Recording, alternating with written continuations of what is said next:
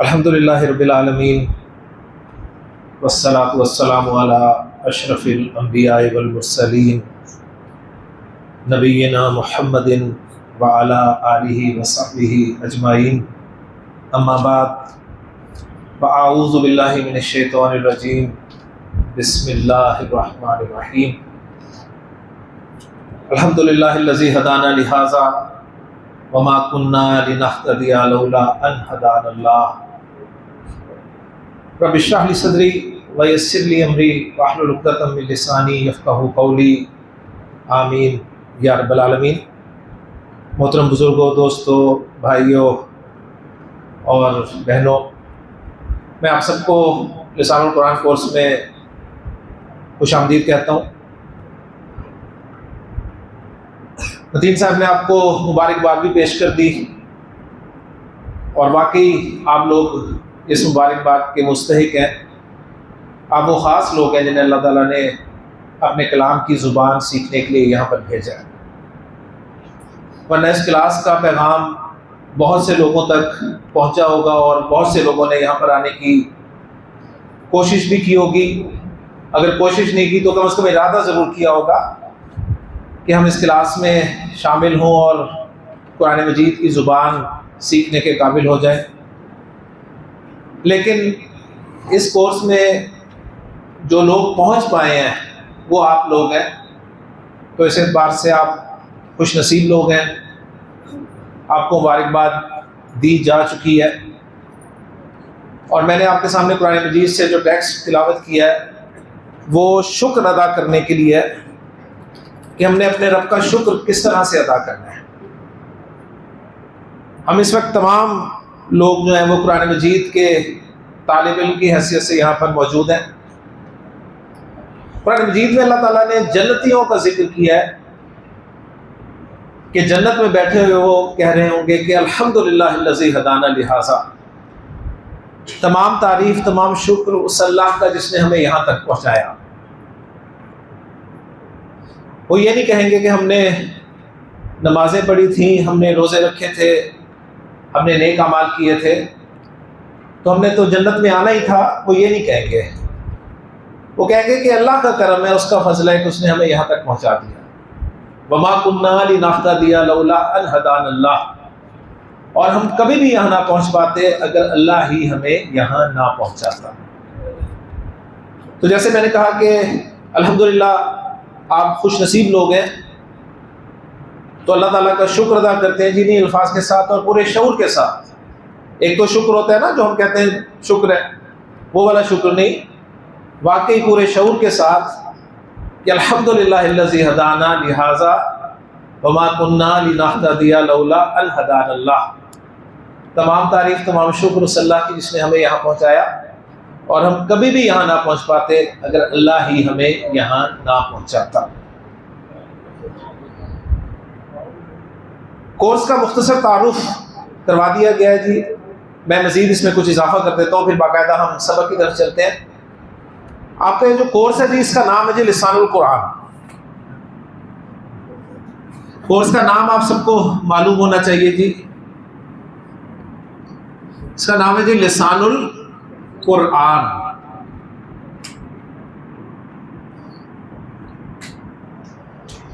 लिसानुल कुरान दो लफ्ज़ बोर्ड पर आपके लिखे हुए हैं जी। एक है लिसान, एक है अल कुरान।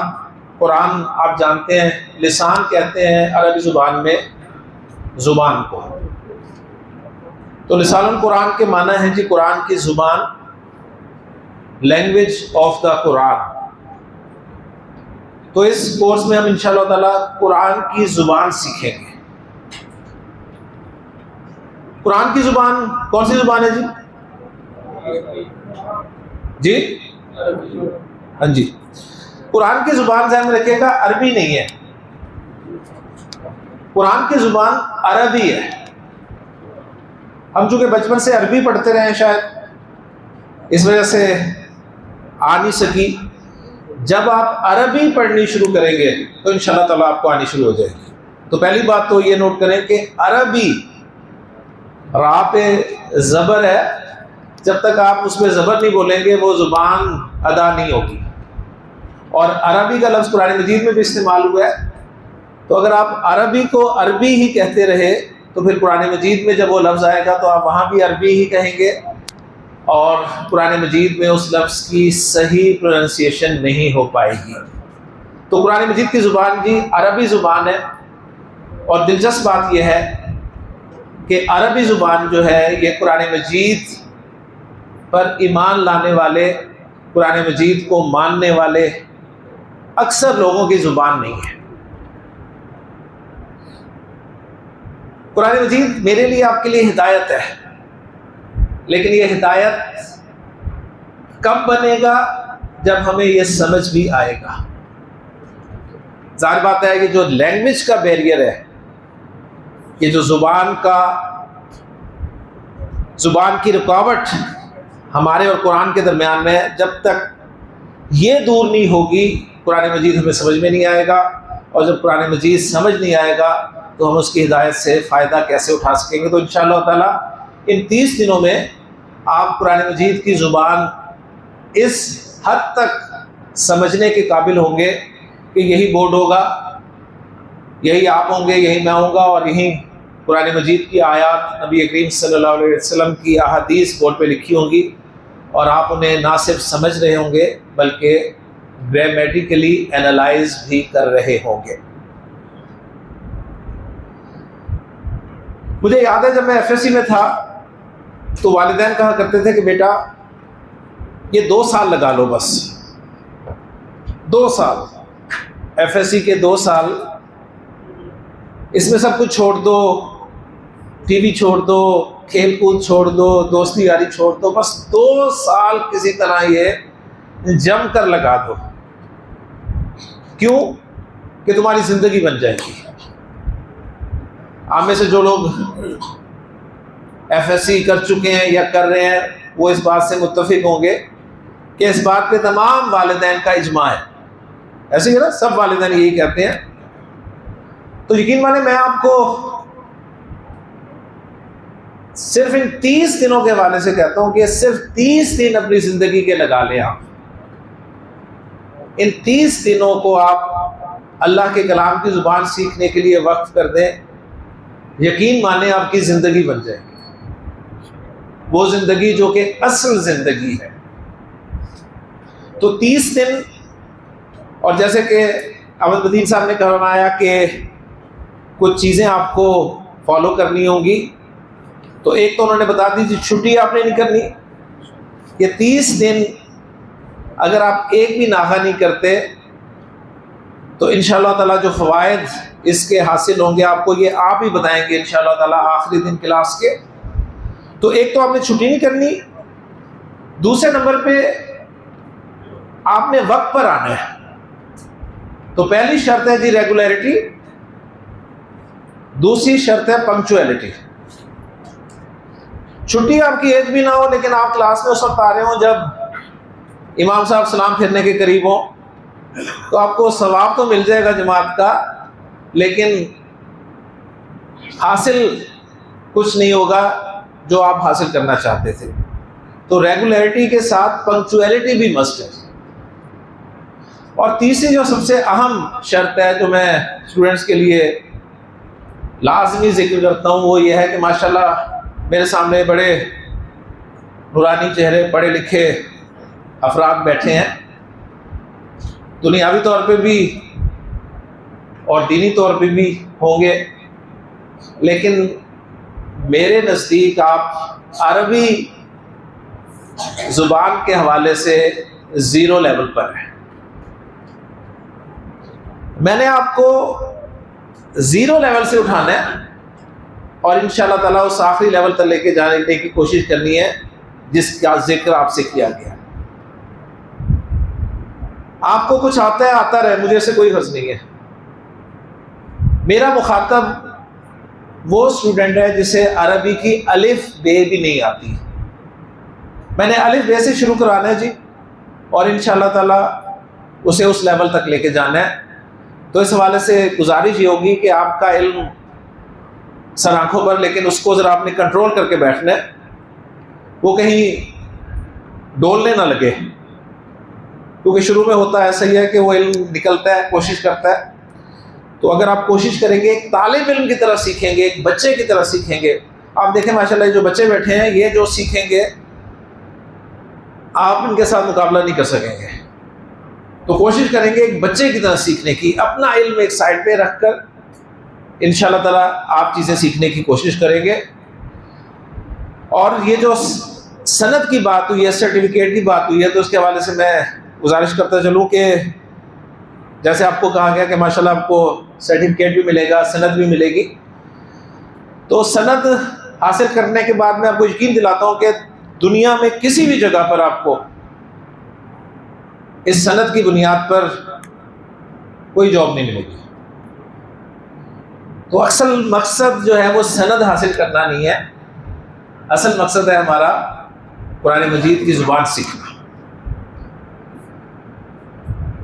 आमतौर पे टीचर हजरात अपना तारुफ भी करवाते हैं जी। तो मेरा तारुफ, मुझे वो अल्फाज याद आ रहे हैं दौरे जाहिलियत के वो किसी ने कहा था ना कि मेरी आवाज़ ही पहचान है, घर याद रहे।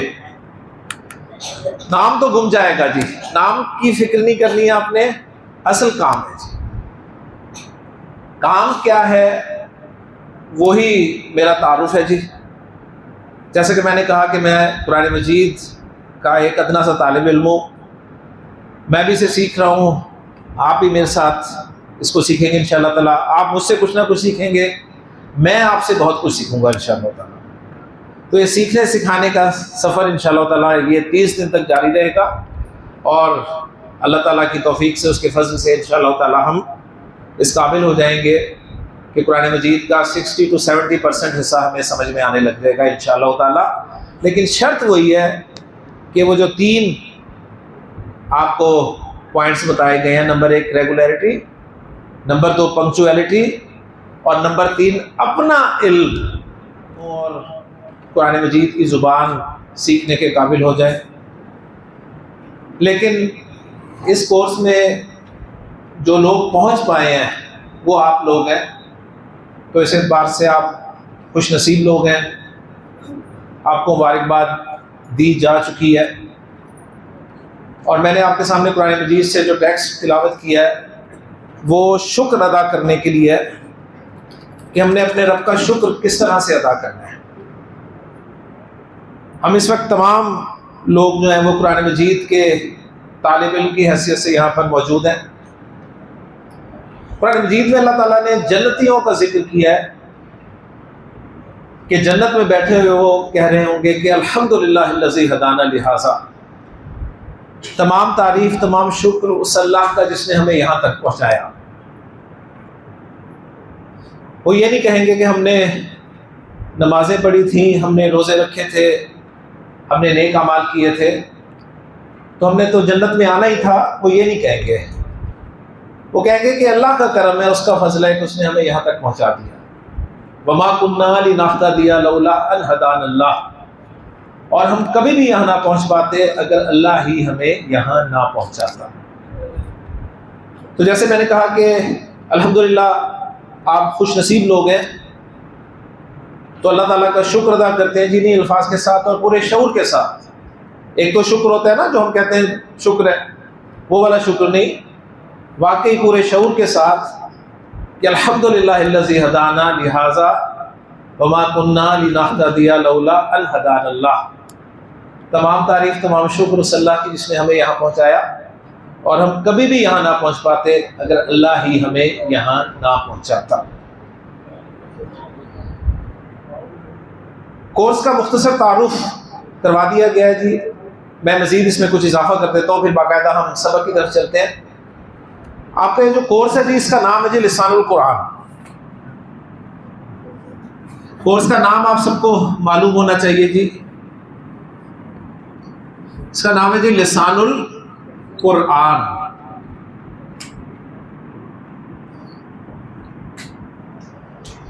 लिसानुल कुरान 2 लफ्ज़ बोर्ड पर आपके लिखे हुए हैं जी, एक है लिसान, एक है अल कुरान। कुरान आप जानते हैं लिसान कहते हैं अरबी ज़ुबान में ज़ुबान को। तो लिसानुल कुरान के माना है जी कुरान की ज़ुबान, लैंग्वेज ऑफ द कुरान। तो इस कोर्स में हम इंशाअल्लाह ताला कुरान की ज़ुबान सीखेंगे। कुरान की ज़ुबान कौन सी ज़ुबान है जी? जी हाँ जी, कुरान की ज़ुबान ध्यान में रखिएगा, अरबी नहीं है। कुरान की ज़ुबान अरबी है।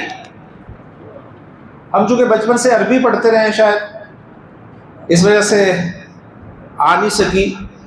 जब आप अरबी पढ़नी शुरू करेंगे तो इंशाअल्लाह ताला आपको आनी शुरू हो जाएगी।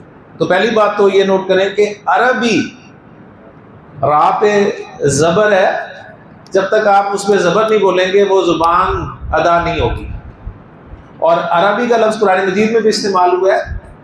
तो अगर आप अरबी को अरबी ही कहते रहे तो फिर कुरान मजीद में जब वो लफ्ज़ आएगा तो आप वहाँ भी अरबी ही कहेंगे, और कुरान मजीद में उस लफ्ज़ की सही प्रोनाउंसिएशन नहीं हो पाएगी। तो कुरान मजीद की ज़ुबान जी अरबी ज़ुबान है। और दिलचस्प बात यह है कि अरबी ज़ुबान जो है ये कुरान मजीद पर ईमान लाने वाले, कुरान मजीद को मानने वाले अक्सर लोगों की ज़ुबान नहीं है। कुरान मजीद मेरे लिए आपके लिए हिदायत है, लेकिन ये हिदायत कब बनेगा? जब हमें ये समझ भी आएगा। ज़ाहिर बात है कि जो लैंग्वेज का बैरियर है, ये जो ज़ुबान की रुकावट हमारे और कुरान के दरमियान में है, जब तक ये दूर नहीं होगी कुरान मजीद हमें समझ में नहीं आएगा।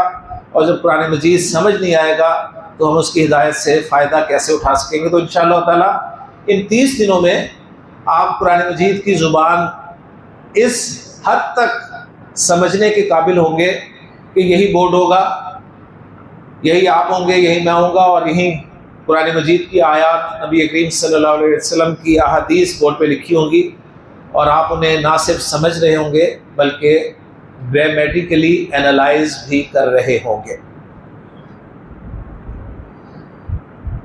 मुझे याद है जब मैं एफएससी में था तो वालिदैन कहा करते थे कि बेटा ये 2 साल लगा लो, बस 2 साल, एफएससी के 2 साल, इसमें सब कुछ छोड़ दो, टीवी छोड़ दो, खेल कूद छोड़ दो, दोस्ती यारी छोड़ दो, बस 2 साल किसी तरह ये जम कर लगा दो। क्यों? कि तुम्हारी जिंदगी बन जाएगी। आप में से जो लोग एफएससी कर चुके हैं या कर रहे हैं वो इस बात से मुत्तफिक होंगे कि इस बात पे तमाम वालिदैन का इजमा है। ऐसे ही ना, सब वालिदैन यही कहते हैं। तो यकीन माने मैं आपको सिर्फ इन 30 दिनों के हवाले से कहता हूं कि सिर्फ 30 दिन अपनी जिंदगी के लगा लें आप। इन 30 दिनों को आप अल्लाह के कलाम की ज़ुबान सीखने के लिए वक्फ कर दें, यकीन माने आपकी ज़िंदगी बन जाएगी, वो ज़िंदगी जो कि असल ज़िंदगी है। तो 30 दिन, और जैसे कि अहमदुद्दीन साहब ने करवाया कि कुछ चीज़ें आपको फॉलो करनी होंगी, तो एक तो उन्होंने बता दी थी छुट्टी आपने नहीं करनी। ये 30 दिन अगर आप एक भी नागा नहीं करते तो इंशाअल्लाह ताला जो फ़वाइद इसके हासिल होंगे आपको ये आप ही बताएंगे इंशाअल्लाह ताला आखिरी दिन क्लास के। तो एक तो आपने छुट्टी नहीं करनी, दूसरे नंबर पे आपने वक्त पर आना है। तो पहली शर्त है जी रेगुलरिटी, दूसरी शर्त है पंक्चुअलिटी।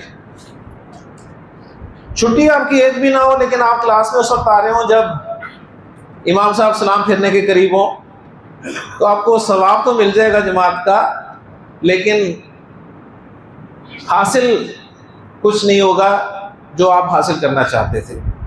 तो रेगुलरिटी के साथ पंक्चुअलिटी भी मस्ट है।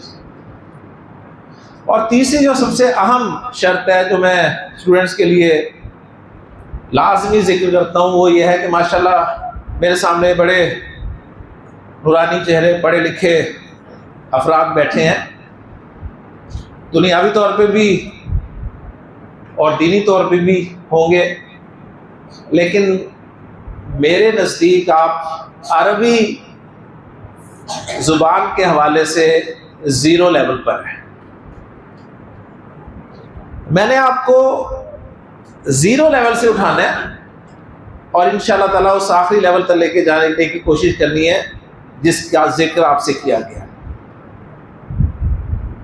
आपको कुछ आता है, आता रहे, मुझे ऐसे कोई हर्ज नहीं है। मेरा मुखातब वो स्टूडेंट है जिसे अरबी की अलिफ बे भी नहीं आती। मैंने अलिफ बे से शुरू कराना है जी, और इंशाअल्लाह ताला उसे उस लेवल तक लेके जाना है। तो इस हवाले से गुजारिश ये होगी कि आपका इल्म सर आंखों पर, लेकिन उसको ज़रा आपने कंट्रोल करके बैठना है, वो कहीं डोलने ना लगे, क्योंकि शुरू में होता है ऐसा ही है कि वो इल्म निकलता है, कोशिश करता है। तो अगर आप कोशिश करेंगे, एक तालिब इल्म की तरह सीखेंगे, एक बच्चे की तरह सीखेंगे, आप देखें माशाल्लाह जो बच्चे बैठे हैं ये जो सीखेंगे आप इनके साथ मुकाबला नहीं कर सकेंगे। तो कोशिश करेंगे एक बच्चे की तरह सीखने की, अपना इल्म एक साइड पे रखकर इंशाअल्लाह ताला आप चीज़ें सीखने की कोशिश करेंगे। और ये जो सनद की बात हुई है, सर्टिफिकेट की बात हुई है, तो उसके हवाले से मैं गुजारिश करता चलूँ कि जैसे आपको कहा गया कि माशाल्लाह आपको सर्टिफिकेट भी मिलेगा, सनद भी मिलेगी। तो सनद हासिल करने के बाद मैं आपको यकीन दिलाता हूँ कि दुनिया में किसी भी जगह पर आपको इस सनद की बुनियाद पर कोई जॉब नहीं मिलेगी। तो असल मकसद जो है वो सनद हासिल करना नहीं है, असल मकसद है हमारा कुरान मजीद की ज़ुबान सीखना। आमतौर पे टीचर हजरात अपना तारुफ भी करवाते हैं जी। तो मेरा तारुफ, मुझे वो अल्फाज याद आ रहे हैं दौरे जाहिलियत के वो किसी ने कहा था ना कि मेरी आवाज़ ही पहचान है, घर याद रहे। नाम तो गुम जाएगा जी, नाम की फिक्र नहीं करनी है आपने, असल काम है जी। काम क्या है वही मेरा तारुफ है जी। जैसे कि मैंने कहा कि मैं कुरान मजीद का एक अदना सा तालिब इल्म हूँ, मैं भी इसे सीख रहा हूँ, आप भी मेरे साथ इसको सीखेंगे इंशाअल्लाह ताला। आप मुझसे कुछ ना कुछ सीखेंगे, मैं आपसे बहुत कुछ सीखूंगा इंशाअल्लाह ताला। तो ये सीखने सिखाने का सफ़र इंशाअल्लाह ताला ये 30 दिन तक जारी रहेगा, और अल्लाह ताला की तौफीक से, उसके फजल से इंशाअल्लाह ताला हम इस काबिल हो जाएंगे कि कुरान मजीद का 60 to 70% हिस्सा हमें समझ में आने लग जाएगा इंशाअल्लाह ताला।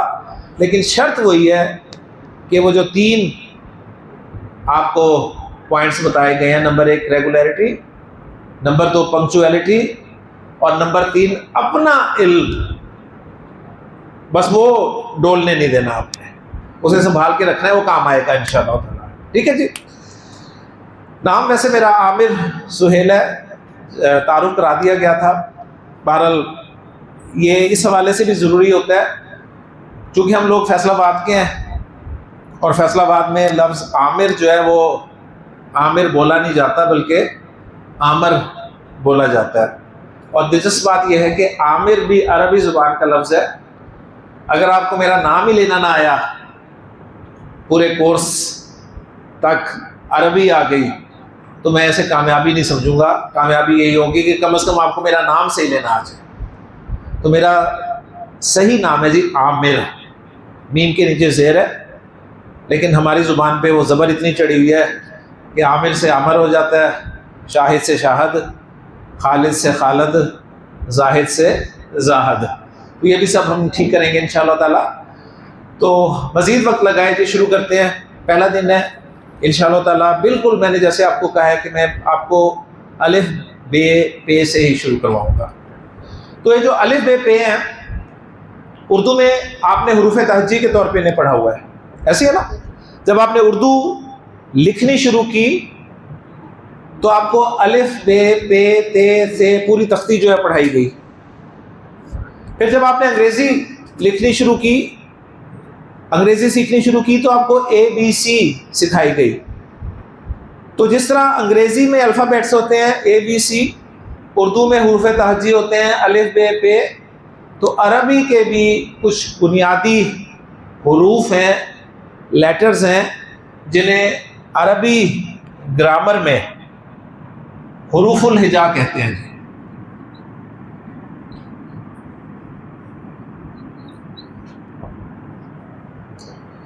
हुरूफुल हिजा आपको अगर ना याद रहे तो आप हुरूफ तहजी भी कह सकते हैं, आप इन्हें अल्फ़ाबेट्स भी कह सकते हैं, जो मर्ज़ी कहें, बस ये जहन में रहे कि ये वो बुनियादी हुरूफ हैं जिन पर पूरी अरबी जो है वो खड़ी हुई है।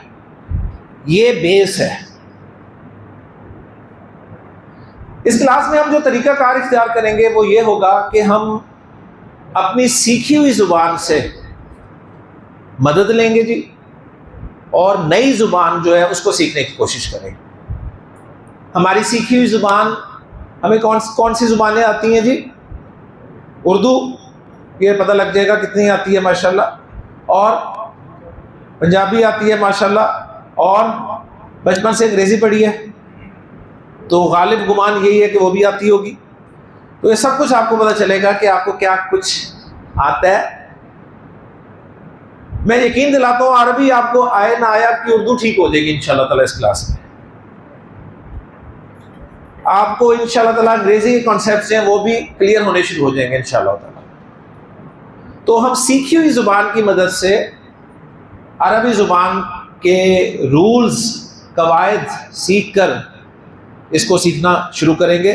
और एक बात अच्छी तरह से समझ लीजिएगा कि ये क्लास ग्रामर की क्लास है, ये ना तो तफसीर की क्लास है, ना ये तर्जुमे की क्लास है, ना ये तजवीद की क्लास है, ये अरबी ग्रामर की क्लास है। तो इसलिए ज़रा पूरा ये बात अच्छी तरह से फ़ैसला करके आपने कल दिन तशरीफ़ लाना है कि आपने अरबी ग्रामर सीखनी है। और जब आप तय कर लेंगे तो फिर पीछे हटने की इजाज़त नहीं होगी।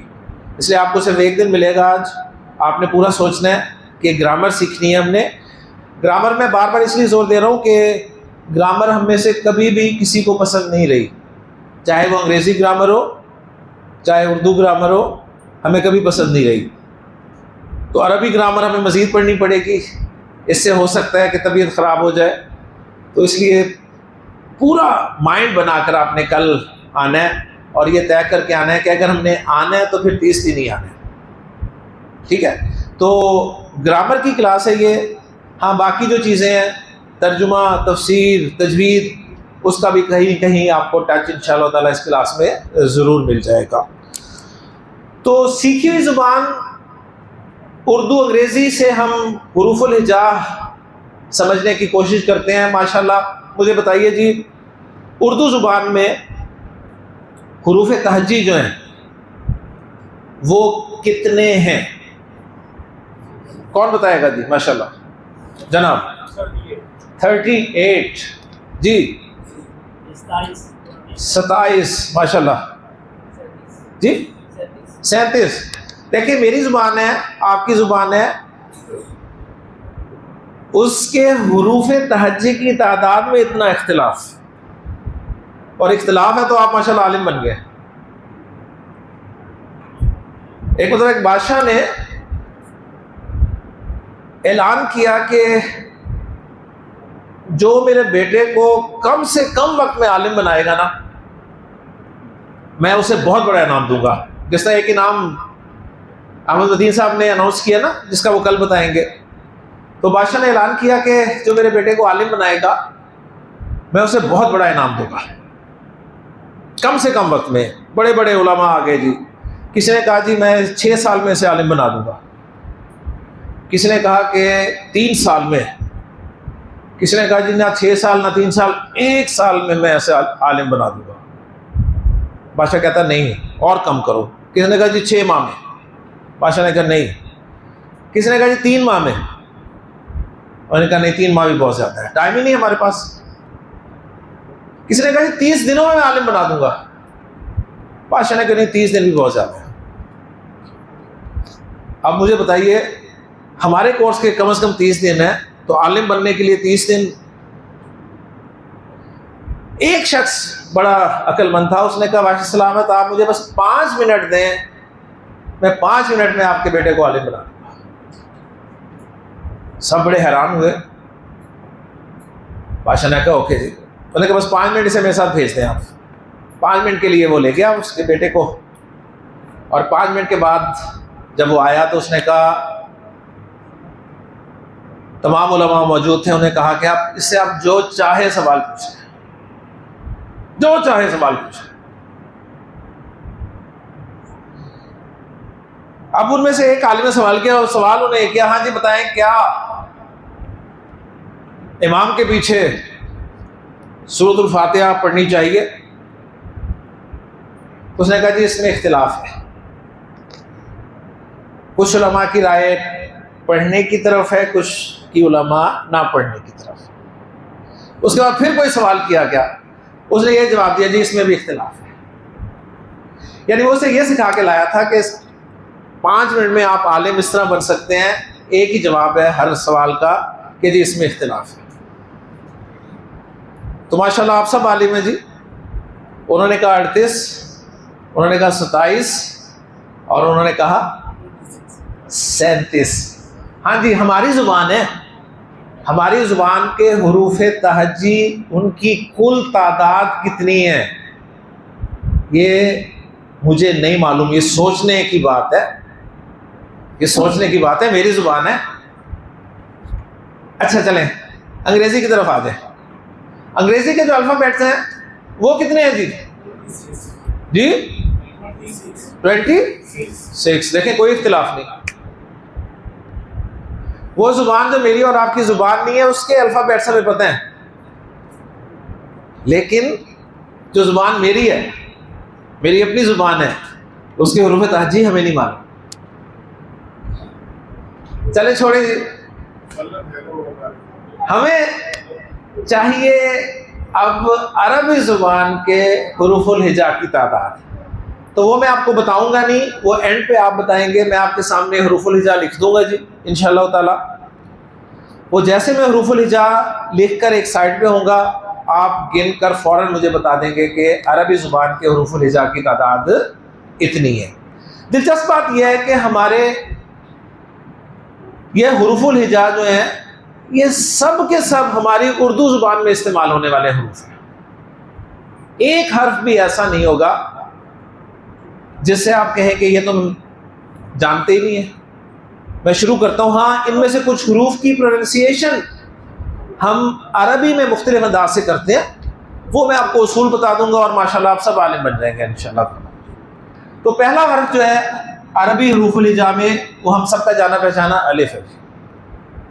अलिफ उर्दू में भी मौजूद है, अरबी में भी मौजूद है। दूसरा हर्फ जो है उर्दू वाले जानते हैं, इसे कहते हैं बे है। ये बे है उर्दू के हिसाब से, लेकिन आप चूंकि अब लिसानुल कुरान कोर्स के तलबा और तालिबात हैं तो आपने इसे बे नहीं कहना, आपने इसे बा कहना है। माशाल्लाह देखें सबके इल्म में है बा। और आपने अक्सर नोट किया होगा जो नूरानी कायदे वगैरह हमें मिलते हैं उनमें वो इसके ऊपर एक बा लिख भी देते हैं, है ना, कि इसको आपने पढ़ना बा है।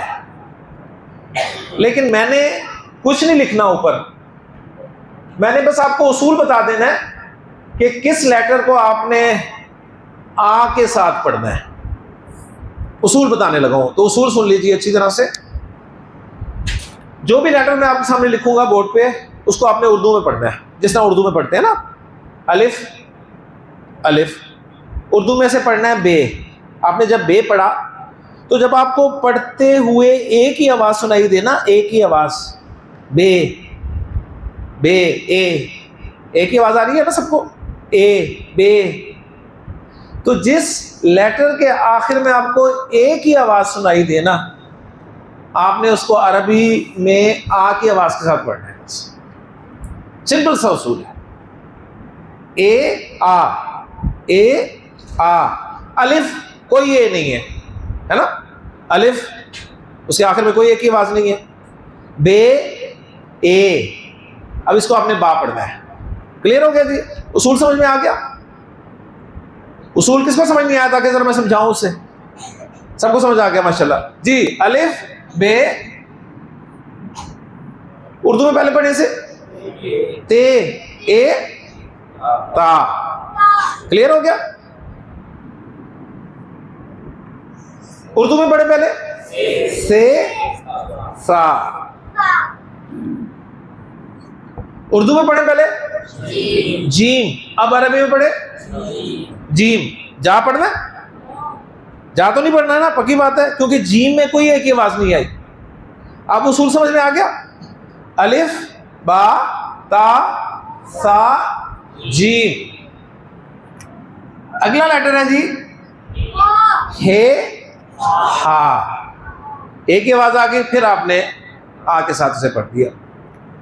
उसके बाद अगला लेटर है हे हा। उसूल क्लियर? तो कितने लेटर्स हो गए? 7। अब 7 लेटर्स की मैंने कुछ लाइंस लिख देनी है आपके सामने, और आपने फिर 7 को नंबर ऑफ लाइंस के साथ मल्टीप्लाई करना है। आपके पास टोटल नंबर ऑफ हुरूफुल हिजा आ जाएंगे इंशाअल्लाह ताला। क्लियर हो गया जी? एक दफा दोहरा लें फिर। अलिफ बा ता सा जीम हा फा। जी अब उर्दू में पढ़ते जाएं और साथ साथ अरबी में पढ़ते जाएं जी। दाल दाल, जाल जाल, रे रा, जे जा, सीन सीन, शीन शीन, साद साद। लीजिए सबसे मुश्किल लेटर, बड़े बड़े रह जाते हैं यहाँ पे। सबसे मुश्किल प्रोनाउंसिएशन इस लेटर की है जी।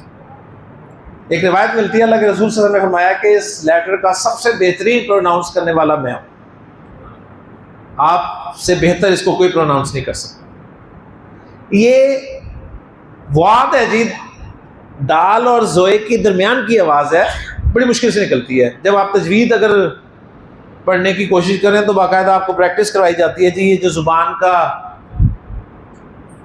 सिरा है, ठीक है ना, उसे दांतों के पिछले दांतों के साथ लगाएंगे तो आवाज़ निकलती है।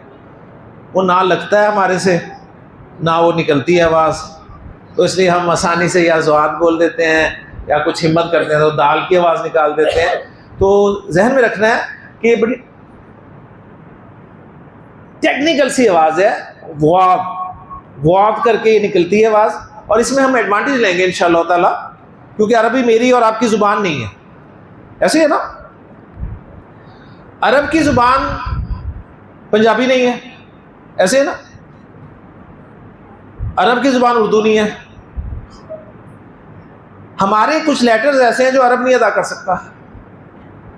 मैं जिस जगह से आता हूँ उस जगह के करीब एक इलाका है जी, मैं लिखता हूँ, पढ़ के बताइएगा मुझे क्या है वो।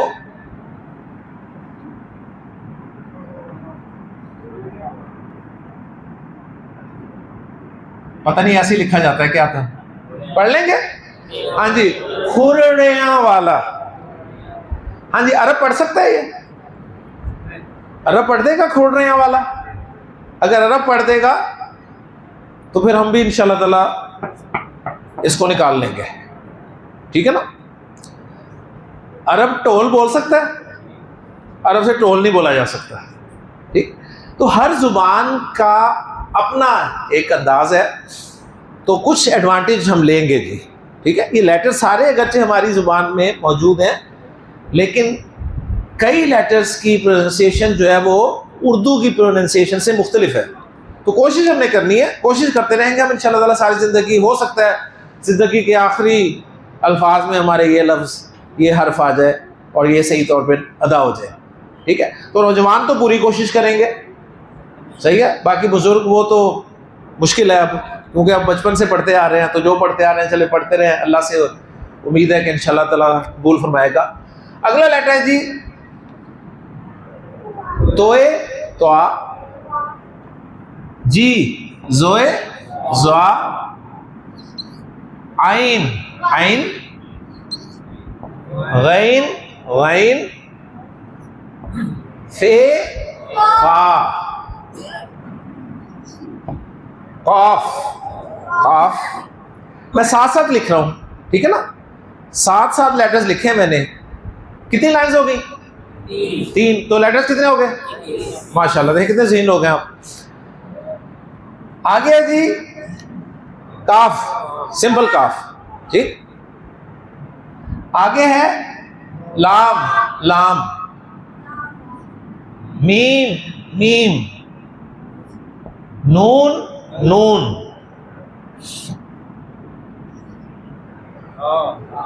हाँ देखा मुझे निकला हा, है ना। हालांकि आप क्या सोच रहे थे? वाओ, है ना, वाओ सोच रहे थे, लेकिन मैंने लिखा हे, जिसे आपने हा पढ़ा। माशाल्लाह जी। अब आएगा जी आपका वाओ। अब आप कहेंगे वाओ वाओ। तो तरतीब थोड़ी सी डिफरेंट हुई है, वो उसकी वजह मैं आपको अभी बताता हूं। और आखिरी लेटर है जी ये, जिसे आप या प्रोनाउंस करेंगे। ओके, क्लियर हो गया जी। तो ये टोटल हुरूफुल हिजाएं जी कितने हो गए जी? 28। माशाल्लाह, बहुत अच्छा मैथ है जी। खान साहब थोड़ी देर। 28 हुरूफुल हिजा आपके सामने लिखे गए हैं बोर्ड पे। एक दफ़ा ज़रा पढ़ दें। माशाल्लाह, वो शख्स, वो तालिब इल्म पढ़े जिसे पहले इन हुरूफ के प्रोनाउंसिएशन का कायदा या रूल नहीं पता था जी। शाबाश। अब माशाल्लाह सब आलिम है, मैं जानता हूँ, लेकिन कभी कभी जी माशाल्लाह जी जी बैठ के पढ़े। माशाल्लाह। अलिफ बा ता सा जीम हा हा दाल दाल रा सा सीन शीन स्वाद वाद वा वा आइन गैन फा काफ काफ लाम मीम नून हा वाव या। माशाल्लाह जी माशाल्लाह। लेकिन अब कुछ सवाल आपके जहन में पैदा हो रहे होंगे। सवाल नंबर 1 कि वाव और या मैंने इकट्ठे क्यों लिखे हैं? सही है, आम तरतीब आपको मिलती है, पहले आपको वाव मिलता है, फिर उसके बाद हा मिलता है, फिर या मिलती है, ऐसे है ना। लेकिन मैंने वाव और या को इकट्ठा लिखा है। उसकी वजह यह है कि ये जो तरतीब लिखी है मैंने आपके सामने हरूफ की, ये डिक्शनरी की तरतीब है जी। जब भी आपने कोई लफ्ज़ ढूंढना होता है अंग्रेज़ी का, तो आप डिक्शनरी का सर्च करते हैं ना, और डिक्शनरी में आपको लफ्ज़ किस तरह से मिलते हैं जी? अल्फ़ाबेटिकली मिलते हैं, ऐसे है ना। उर्दू का भी यही उसूल है। तो अरबी की डिक्शनरी भी आपको अल्फ़ाबेटिकली ही गाइड करेगी अल्फाज की तरफ। तो डिक्शनरी में, अरबी डिक्शनरी में आपको पहले वाव, यानी सबसे पहले हा के अल्फाज मिलेंगे, फिर वाव और या के मिलेंगे। उसकी वजह यह है कि ये जो 2 लेटर्स हैं ना, वाव और या, ये अरबी के वीक लेटर्स हैं।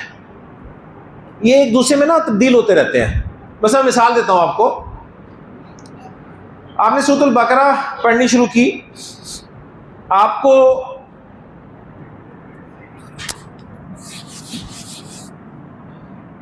एक लफ्ज़ मिला सूरतुल बकरा में, मुत्तकीन की सिफात अल्लाह ने जिक्र की है। उसमें एक सिफत बयान की है उनकी कि वबिल आखिराती हुम यूकिनून। अगर मैं आपसे कहूँ जी यूकिनून लफ्ज़ के जो लेटर्स हैं ये आप पढ़ दें तो क्या होंगे जी लेटर्स, जरा बताएं।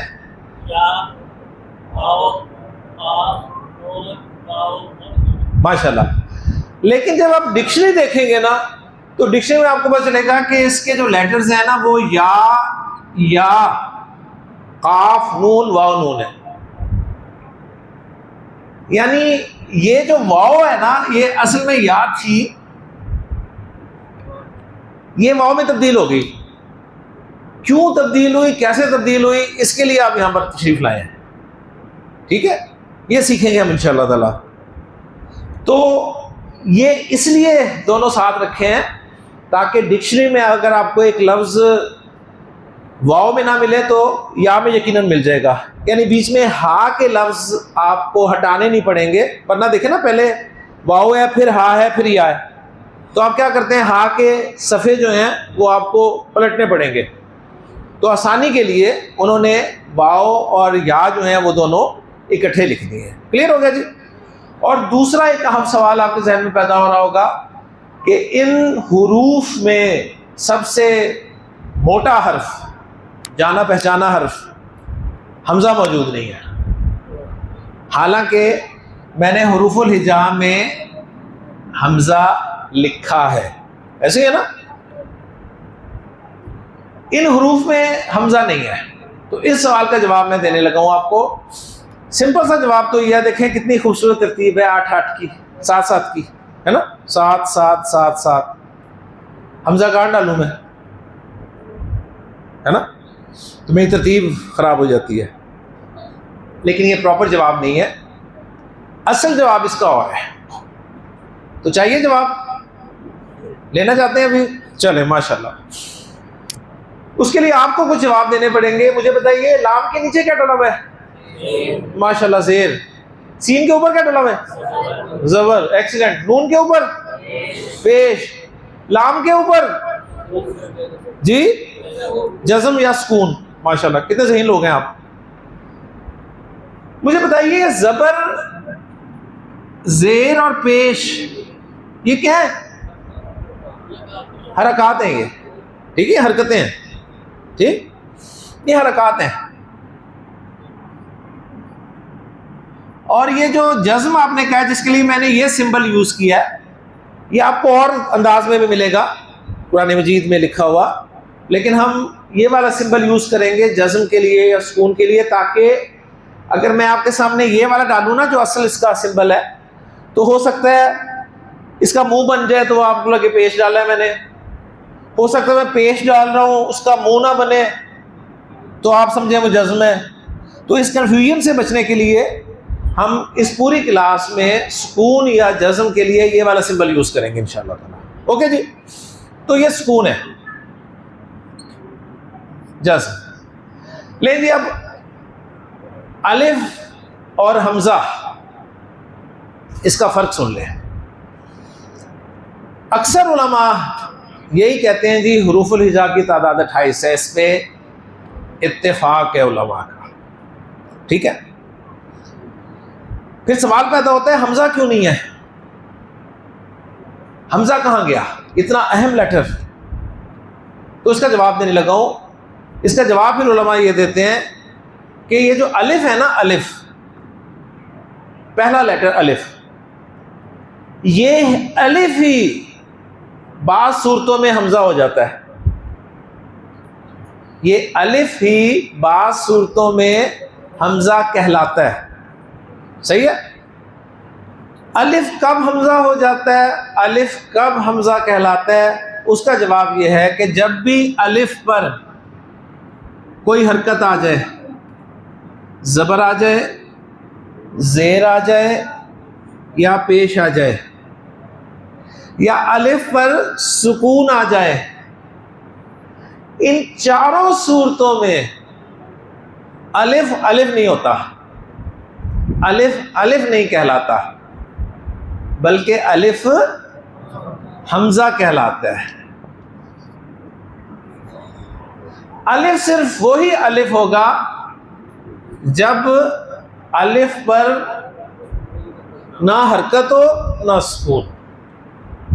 क्लियर होगी। तो उलमा कहते हैं कि हमजा जो है ये अलग से कोई लेटर नहीं है, अलिफ ही हमजा कहलाता है या अलिफ ही हमजा बन जाता है। कब कहलाता है, कब बन जाता है, जब अलिफ पर इन चार अलामात में से कोई अलामत आ जाए, तीन हरकतों में से कोई हरकत आ जाए, या उस पर सुकून की अलामत हो जाए। अब सवाल पैदा होगा, फिर हमजा लिखा क्यों है, ऐसे क्यों लिखा है। तो हमजा लिखने के अलग से कवायद हैं, उसके लिए आपको 60 दिन की क्लास पढ़नी पड़ेगी, ठीक। उसमें आपको बताया जाएगा कि हमजा को किस किस तरह से लिखा जाता है। हमजा कभी अलिफ के ऊपर लिखा हुआ नजर आएगा आपको, हमजा कभी वाव के ऊपर लिखा हुआ नजर आता है आपको कुरान मजीद में, हमजा कभी या के ऊपर लिखा हुआ नजर आता है, हमजा कभी अलग से लिखा हुआ नजर आता है आपको। सही है।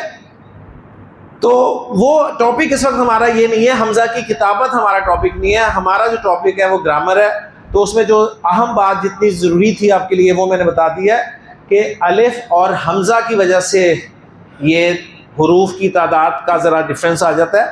कुछ लोग कह देते हैं जो 29 हैं वो हमजा को भी शामिल कर लेते हैं, कुछ लोग कहते हैं नहीं जी 28 हैं, हमजा अलग से कोई लेटर नहीं है। अब माशाल्लाह आप इतने ज़हीन लोग हैं, इस काबिल हो चुके हैं कि मैं आपके सामने कुरान मजीद से 2 लफ्ज़ लिखूँ सिर्फ और आपसे पूछूं कि इन 2 लफ्ज़ों में अलिफ और हमज़ा आप पहचान सकते हैं, तो मैं उम्मीद करता हूँ पहचान लेंगे इंशाल्लाह। ठीक है जी। पहले मुझे बताएं हमज़ा कौन सा अलिफ होगा जी?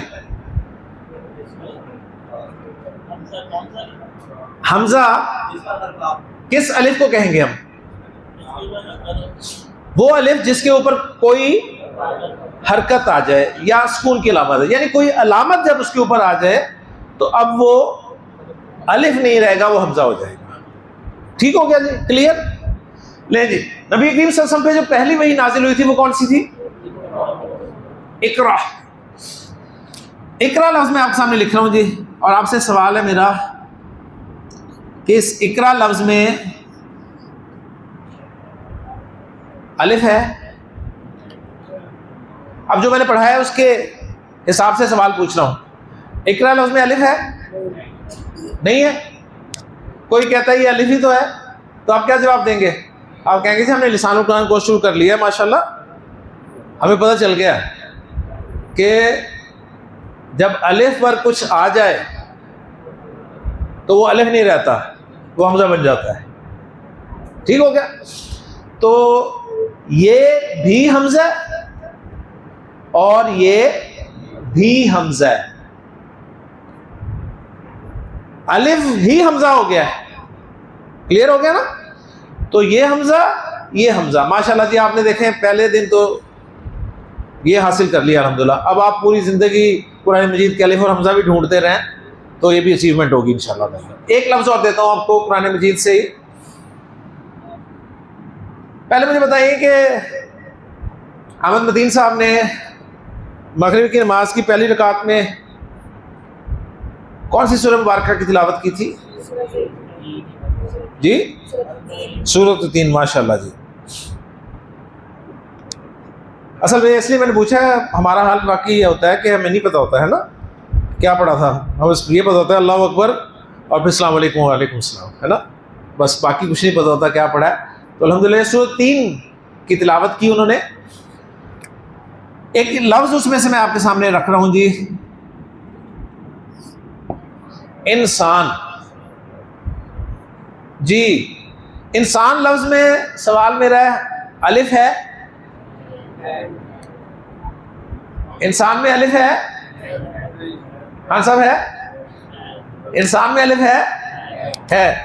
इंसान में हमजा है? दोनों है। कौन सा हमजा है कौन सा अलिफ है? ये क्या है? हमजा। ये क्या है? अलिफ। ये भी तो अलिफ है। कोई कहता है, क्या जवाब देंगे? कहेंगे जी अलिफ नहीं है।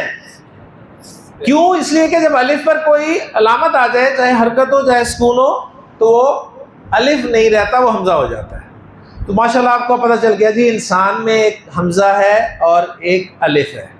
क्लियर हो गया जी? आपसे एक सवाल करूं, पूछो जी। जी सर, इंसान क्या है?